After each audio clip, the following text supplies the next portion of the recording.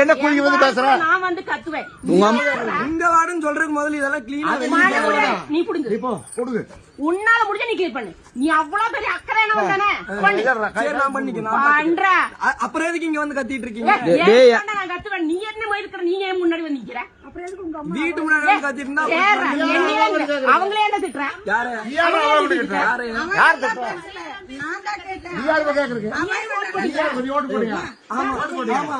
யார் போட்ட?